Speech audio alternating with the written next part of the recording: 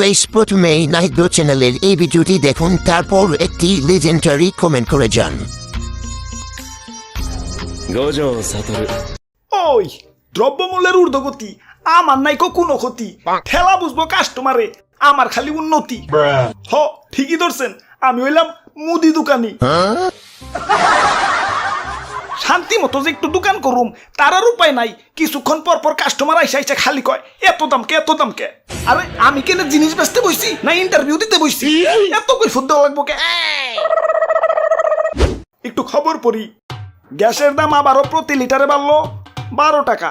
ধুর কি ফকির নিষ্টালে দাম বাড়ায়, এক সুটে এক দেড়শো বাড়াইবো, বেসা বড় লোক হয়ে জামগা। ধুর খবরই পড়ুম না।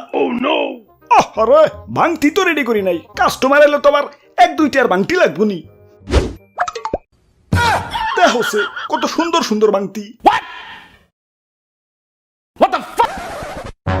অটো আইলো অটো আইলো, সাইডে সাইডে। আরে আমার তো হর্নি আছে, পিপ পিপ। তুই তো ভাইয়া গাড়ি একটু তাড়াতাড়ি টানো, এলাকায় থেকে মাইয়া ভাগে নিয়েছি। শহরে যে দুজনে মিলে সুখে শান্তিতে সংসার করুন, আমগরে কেউ খুঁজাও পাইবো না। কি কও? হ ঠিকই কইছো, আমি তো বাড়িতে চিঠি দিয়েছি যে নাহিদ ব্রোর সাথে পলিয়ে যাইতাছি, আমাগো খুঁজা লাভ নাই, কেননা খুঁজা পাইবা না।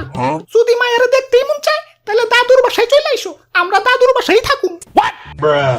তে কাম হইছে, ঠিকানা না ভাইরাল করে দিছি। ওরে বাপুরে, ইয়া তোমাগো জন্য সেই সকাল থেকে অপেক্ষা করতাছি। ইয়া চলো এখন বাসায় যাই। না দাদু ঠিকানা তো লিক হয়ে গেছে, তোমার বাসায় উঠন যাইবো না, আমাকে বাড়া বাসায় থাকুন লাগবো। ইয়া ভাড়া বাসায় থাকলে তো আবার ইয়া 5,000 টাকা বাসা ভাড়া দেওয়া লাগবো। টাকা নিয়ে টেনশন করো না, গতকালই বেতন পাইছি, পকেট ভর্তি খালি টাকাই, পুরা কোচ 8,000। ওরে বাপুরে, 8,000-এ বউ পালতে ইয়া পারবা তো? পারুম না মানে, মুসলমান তো এক লগে 4 বউ পর্যন্ত পালবার পারে, আর আমি সাদি তো মাত্র একখান করছি।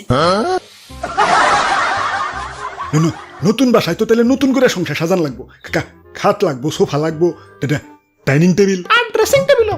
আয়না ছাড়া তো আমি ঠোঁটে লিপস্টিকই লাগাইতে পারি না।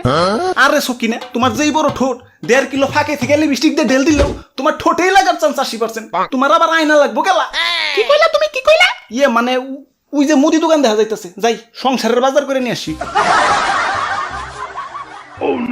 কিরে ভাই, সবকিছুতে এত আগুন লাগছে গেলা, নিবাও নিবাও। আর কয়ও না, দাম শুনে কাস্টমাররা খালি কয় জিনিসে কি আগুন লাগছে নাকি, এত দাম কে। তাই দামের সাথে আগুনের কি সম্পর্ক, ওইটাই গবেষণা করতেছি আর কি। দাম নিয়ে সমস্যা নাই, কে দাম বাড়লে আর কত বাড়ছে, পাক্কায় 1 মাসের বেতন লয়েছি, আজকে তোমার দোকান সুদ্ধা কিনা লয়ে জমগা। হাই হাই, ডিমে কি ভূমিকম্প হইছে নাকি, ফাইটা গেছে গেলা। ফাটা ফুটা নিলে কম রাখুমনি, ভালো ডিম 60 টাকা আলি, আর ফাটা নিলে 30 টাকা আলি।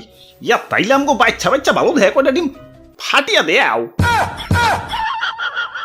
আরে ভাই বাবা, ভাড়া না দিয়ে চলে আইছেন, দেন চালু করে ভাড়াটা দেন। আরে খারাও, এক লগে দিতাছি, তুমি একটা চাইলের বস্তা আর একটা গ্যাসের বস্তা নিয়ে অটোতে উঠাও, আমগো আবার নতুন বাসায় যাওয়া লাগবো। ওই দাঁড়াও, তোমার একটু ওজনে কম দিতাছি, নিতে সুবিধা হইব। টাকাও কম দিমনি, গুনতে সুবিধা হইব। ও তেলও তো কিনতে হইব, তাই 1 লিটার তেলের দাম কত? 200 টাকা।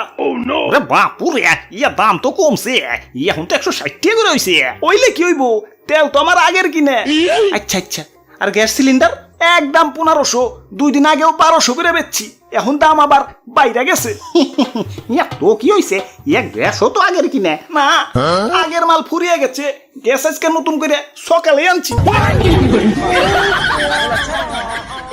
ভাই ভাই ভাই, ভাবি অটোতে বসে বসে ঘাইমে গেছে, একটা আইসক্রিম পাঠিয়ে দিতে কইছি। আচ্ছা আচ্ছা, তা দোকানে কি আইসক্রিম আছে? পোলার আইসক্রিম আছে, পোলার আইসক্রিম। ধুর মিয়া, পোলার আইসক্রিম খাইবো কে, মাইয়ার আইসক্রিম থাকলে দেন।